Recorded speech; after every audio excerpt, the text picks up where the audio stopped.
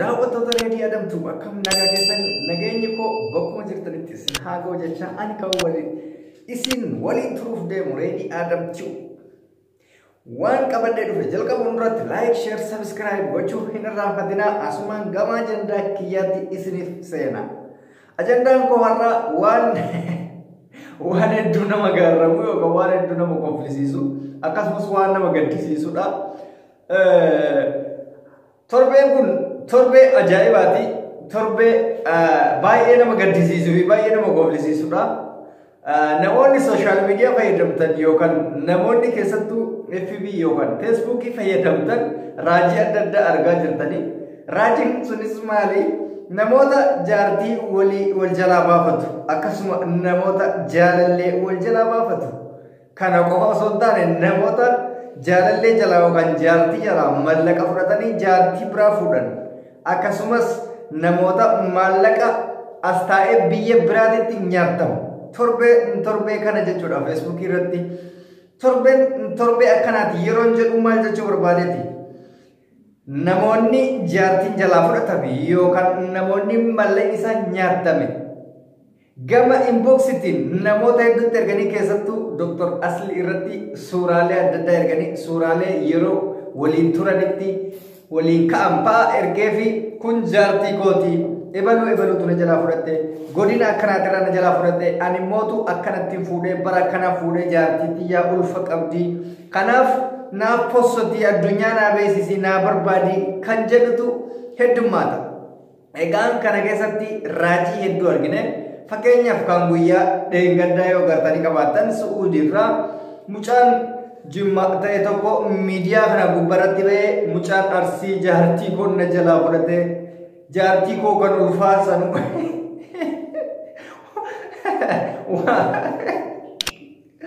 waan baay'ee nama konfilisiisudha.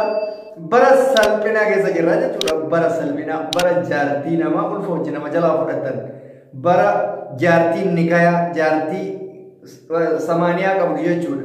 Baay'ee waan nama konfilisiisudha. Kan isaan mitiin kan na konfilisiise namootuma inboxii akkana ergatanii jaartii koo kana na jalaa wali xiqqoo sammuu namaatiif wal ulfaatu. Hanqinni kanneen akka ta'e baratuu qaba namni tokko. Jaartii ka fuudhe sun salphataadha silaa inni salphatumaa ka fuudhe sun salphataadha akkam jaartii namaa dhiqaa namaa akkamii fudhata namni.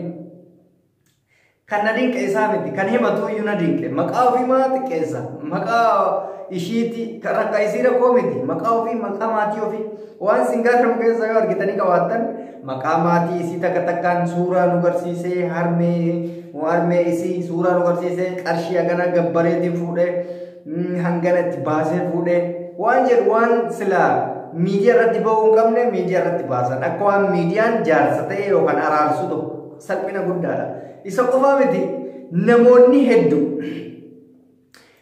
wanta duraan dhokate hunda sababa isa arganiif jecha abbaa torbee godhatanii inboxiidhaan maaloo nu maxxansi ani fakkeenyaaf namoota hedduu natti ergan salphina akkanaa maxxansuun natti ulfaataan akkam jaartii jalaa fudhate akkamiin maxxansa haamilee akkamiitiin maxxansa namni qaanyii hidhateera sababa illi kaa'ee mumkin sababa aareef waan akkasiitiif jedhee maxxansinaa jechuu danda'a. Garuu kuni haamilee cabsaa guddaadha. Haamilee ittiin deebitu tumtuu ni tuffatamta. Namni jaartii si jalaa fudhate jechuun si jammar jaartiin teessuun odoo si jaalatte si jalaan deemtu odoo jaalala gaafa ta'u gadi ta'ee fi dubartiin abadan nama jalaan deemtu. Hanqinni kan dhiira tiidhee fuudhan bakka kanatti. Jaartiin takka kan nama jalaa deemuu dandeessu hanqinni dhiiraa yoo jiraate qofaadha malee dubartiin jaalala garaagaraa kana hedduun beektu dhugaa dubbachuudhaaf. Dhiirattu ta'uu barbaadudha malee dubartii waan akkanaan beektu waan nama ajaa'ibu immoo isa qofaa miti hayyee kun kan waan dhaabatu namoonni wajji nyaatanii wajji dhuganii laayifii gaarii waliin dabarsanii yeroo wal gatanitti maqaa walii xureessuuf ammallee sababa saniin sababeeffatanii suuraalee qullaa wajji ka'an suuraalee icitiidhaan isiin ergiteef yookaan inni ergeef walii nutti erguu jiran. Ana keessattuu Dr. Asli gurbaa saayibaa kiyyaa gurraacha yoo beektan namni akkatti erga sababa eeggadda inni jara dhiyeessee ture beektanii sababa sanii tuni fireendii xiyyaa jaartii xiyya turte ergasii na jibbitee gara biraatti heerumte kuloo qaama qullaa kan wajji kaane qabnaa kuloo kan qaama isheenaa ergite uffan bakka hin jiraami akka hin taane viidiyoo adda addaa waraabbii adda addaa waan silaa iji namaa arguuf hin deemne dadhabinaan ganaatti jirra. Waan si dhibu maal inni sa'aatii addunyaan tun weerara dhibee kanaatiin sodaa keessa galtee namni hunduu akka amantii ofiitti waaqa ofii rabbii ofii kadhatu jiru kanatti ummanni salphina akkanaa ummanni keenya dadhabbinarra salphina akkanaa wal baasa. Namni mee isin akka mataa keessanitti yeroon kun yeroo kadhannaati moo yeroo itti wal salphisan yookaan yeroo waa'ee bultii dabre haasa'anii maqaa ofiis xureessanii maqaa keenyas xureessanii waan qaanyii safuu Oromoo keessa nama baasan kamtuu irra silaa dursa silaa namni kadhaa irra dursa. Sa'aatiin kun sa'a weerarra addunyaa uummata addunyaa kana yaachise eerpoortiin hundi cufamee metro station hundi cufamee markeetiin cufamee sa'a addunyaa sodaa guddaa keessa jirtu kanatti kenna ummanni salphina biraa waan biraa walitti shamata. Qaanyii guddaadha. Era saarfadhaa Oromoo. Ani fakkeenyaan dhaamsa keessanii dhaabu. Rakkina dhuunfaa keessanii yoo hin ta'in waa'ee jireenya bultii keessanii fakkeenyaaf bultii yoo jedhu bultii hamaadhaan osoo hin ta'in akkatti ibaluu na godhee maal jedhee uffata qullaa wajji gaane ooluu maalii waan akkasii natti hin hir'ina. Ani kan isinirraa barbaadu yoo rakkattee qabaatte yoo si gowwoomsanii waan hin taane si godhan haala gosaaleen sagalee siif ta'a sanuu maqaa ebanuu kee osoo hin dhayin bakka kanaatti akkana ta'ee namni akkana miidhameera waan ta'eef rakkoo kana keessa akka baasisan jedhee sagalee kana ta'uu barbaada malee sagalee suuraa isin qullaa suuraa qaama keessa waan argitan wajji taatanii viidiyoo waraabbii adda addaa hin fedha waan akkasii safuudhaan wanti akkasii of eeggannoo isin godhuu qabdan dhumarratti of eeggannoo isin godhuu qabdan akkuma amma dura isin gorsetti akkan amma dura isin gorsetti irra deebi'een isin hima yeroo jaalallee qabdan namni jaalallee hedduun ni qabdanii kuun abbaa warraadha warra qabdanii jaalallee kee yookaan abbaa warraa kee halaala teessee yeroo haasoftutti haasaa silaa jaalalaaf barbaachisu malee gochoota biraa isaan raawwadha isiniin jedhan hin raawwatin abadan. Ma abbaa manaa kee amanamaa hin taane qaama kee kaastee hin erginiif qullaa kee suuraa kaastee hin erginiif hin garsiisinillee iskiriishuutti isin godhata yeroo viidiyoo haasoftan fedhii keessa isin galchanii isin dogongorsiisanii qaama keessan gaafatan gaafa isin walloltan yookaan isaan isin asfaraarraa yookaan isaan isin sodaachisaa mallaqa isin irraa nyaataa yookaan poost isin godha. Mee namoota hedduu yoo laaltan gizee gama suudii kanatti keessattuu ijaazaa yookaan boqonnaa buufatee janajjanee jechuudha hojiirraa buusee moobaayilii girgiddaa bira kaa'ee achi moobaayilii inni waraabaa inni waan biraa hojii godha laali isin hin beektu irraa kuma qabu akkuma madura viidiyoo isin argisiise guyyaa kaleessallee viidiyoon tokko argitanii jiraattan suuraa moobaayilii dhagaasaa kiisingii godha isin hin argine ergaa argite hirrifatte moobaayilii diileet godhi ittiin diileet godhuu ridi akkasumatti poosti godhe akkuma isii sodaatte sanitti.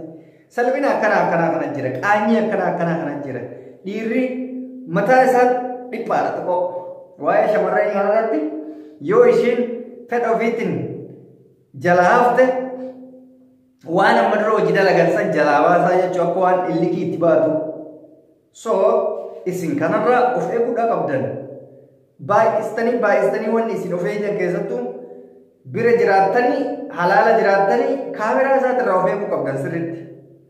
Namni badee jira wal jalatti badee jira si hidhuu barbaada namni kun dhugaa isin hima abbaan barbaade hanga fedhe si haa jaalatu lubbuu isaa kana baasee siif haa kennu guyyaan hundi nagaa guyyaan tokko badiidha jedhama guyyaa badii saniif hin taane wanta akkasii kun agartee so kana waan ta'eef of eeggannoo kan abbaatii of eegaa mi feesbuukii kan ilma laalaa isin jibbisiisa torbee kana dhugaa rabbii an jibbeetiin jira.